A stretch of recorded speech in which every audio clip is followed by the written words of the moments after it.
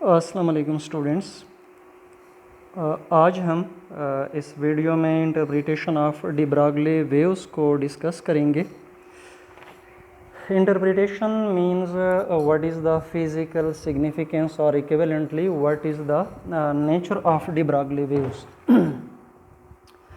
Historically अगर हम इस क्वेश्चन को देखें तो इस हवाले से साइंटिफिक कम्युनिटी के अंदर काफ़ी डिबेट्स मौजूद हैं, काफ़ी फ़िलोसॉफ़िकल डिस्कशन हुई है इस टॉपिक के ऊपर और मुख्तलिफ़ साइंटिस्ट्स ने nature of de Broglie waves की मुख्तलिफ़ इंटरप्रिटेशन दी हैं। लेकिन यहाँ पर हम उस पूरी कहानी को, जो कि कई सालों पर मुहित है, उस पूरी कहानी को हम यहाँ पर डिस्कस नहीं कर रहे। हम एक ख़ास किस्म की इंटरप्रिटेशन, जिसको max born interpretation of de Broglie waves कहते हैं, वो हम डिस्कस करने जा रहे हैं। और ये वो इंटरप्रिटेशन है जिसको साइंटिफिक कम्युनिटी में वाइडली एक्सेप्ट किया जाता है और क्वांटम मैकेनिक्स में फ्रिक्वेंटली यूज़ किया जाता है।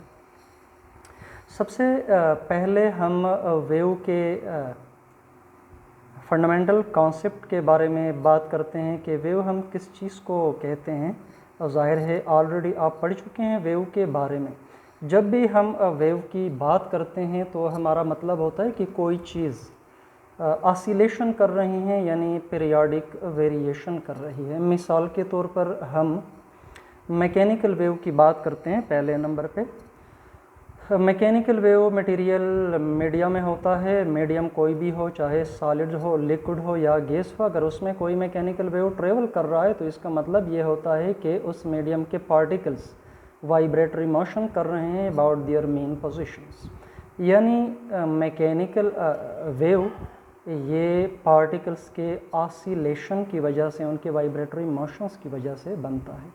इसी तरह दूसरे नंबर पे इलेक्ट्रोमैग्नेटिक वेव्स हैं, और वो हमें पता है कि इलेक्ट्रोमैग्नेटिक वेव्स ये इलेक्ट्रिक और मैग्नेटिक फील्ड्स के ऑसिलेशन की वजह से बनती हैं।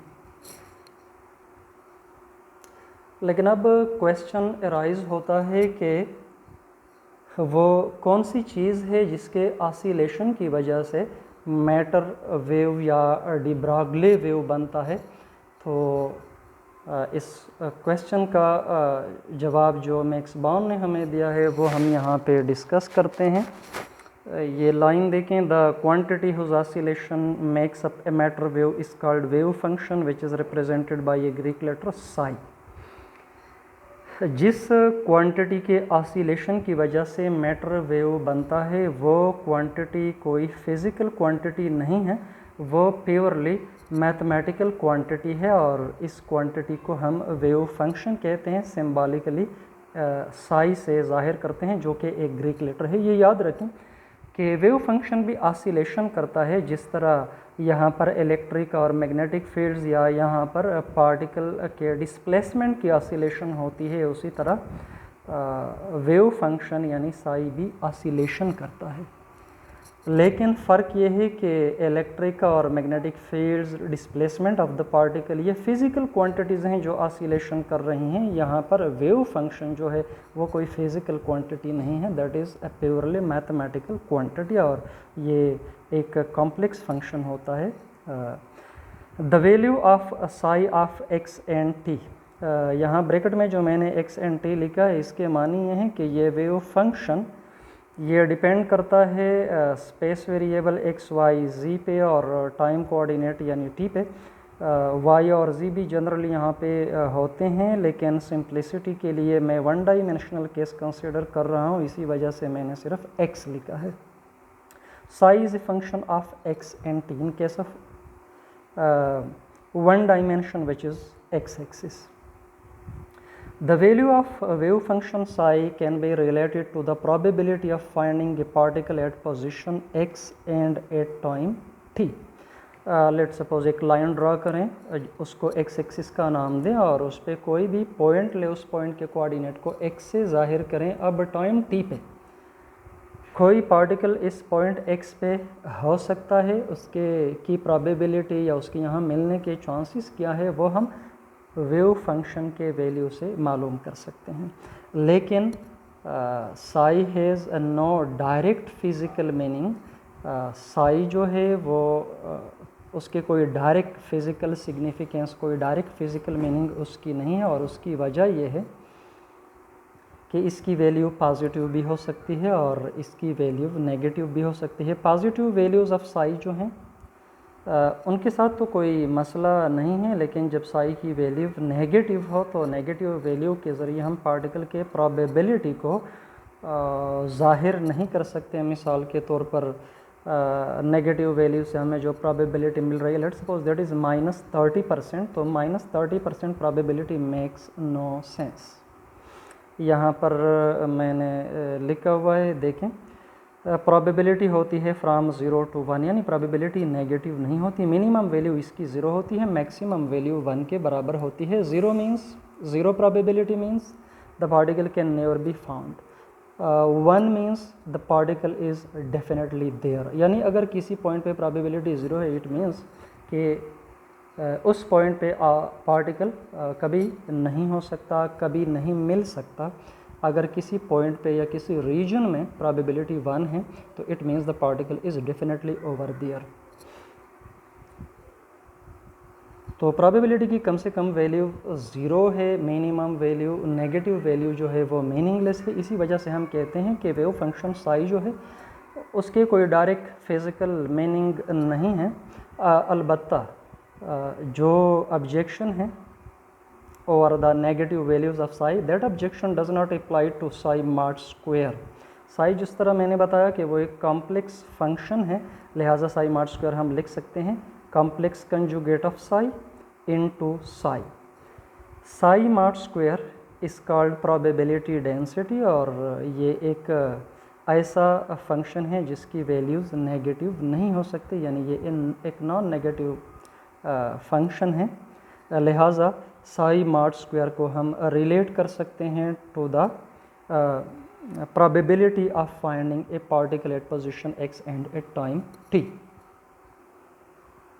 यहाँ फिगर में देख रहे हैं एक मैटर वेव या डी ब्रागली वेव, जो भी आप कहना चाहें, that is spread from position या point x1 to point x2 only along x axis, हम इसको ले रहे हैं।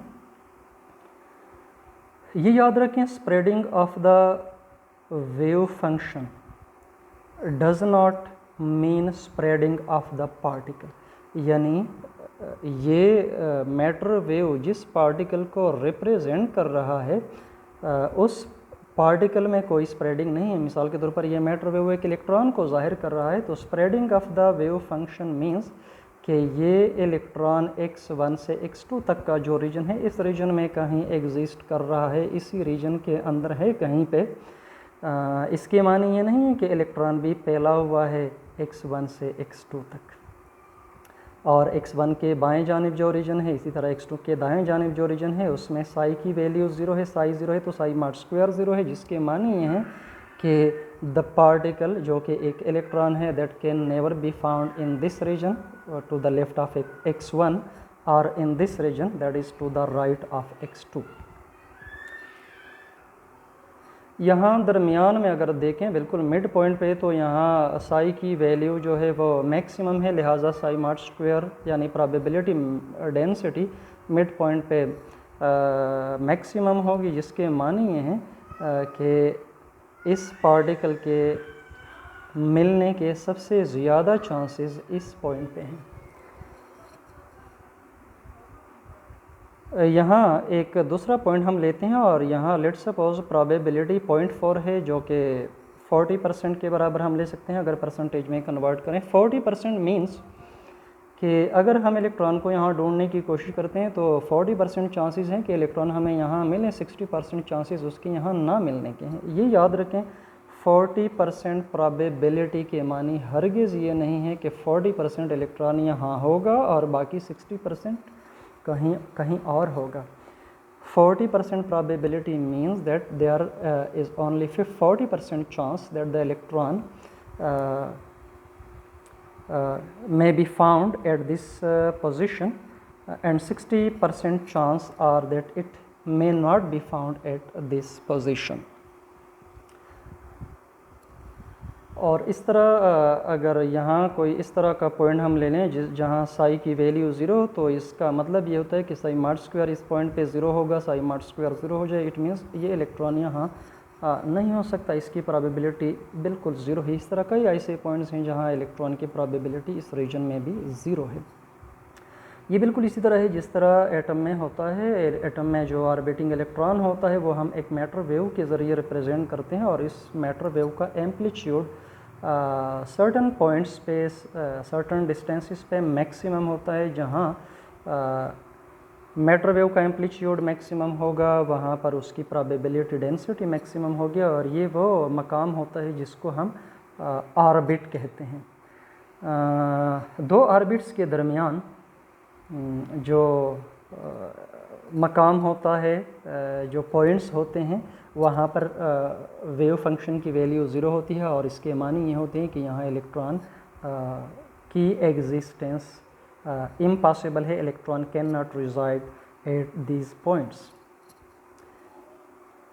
ये जो इंटरप्रिटेशन हमने डिस्कस की, this interpretation of de Broglie waves was first made by a German physicist Max Born in 1926। ये सबसे आखिर में जो लाइन है, psi mod square D X, psi mod square तो प्रोबेबिलिटी डेंसिटी है, अगर हम इसको डी एक्स के साथ मल्टीप्लाई करें we get the probability of finding the particle between X and X plus D X at any time T. Let's suppose ये एक पॉइंट है जिसको x से ज़ाहिर करते हैं, और इसके बिल्कुल करीब एक दूसरा पॉइंट है जिसको हम x प्लस डी एक्स से ज़ाहिर करते हैं यानी D x is the distance between these two points.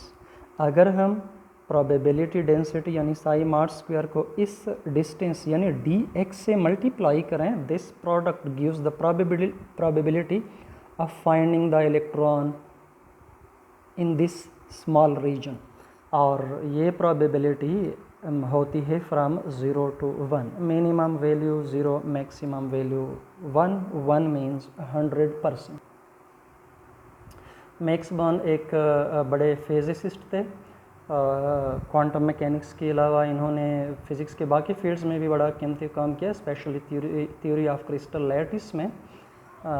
लेकिन यहाँ उन्होंने जो इंटरप्रिटेशन दी है डी ब्रॉगली वेव्स की, वो बड़ा नुमाया काम है, उसके क्रेडिट पे इसकी वजह से क्वांटम मैकेनिक्स के डेवलपमेंट में काफ़ी पेशरफ्त हुई, और इसी वजह से मैक्स बॉर्न को 1954 में 50% ऑफ द नोबेल प्राइज़ दिया गया। Thank you.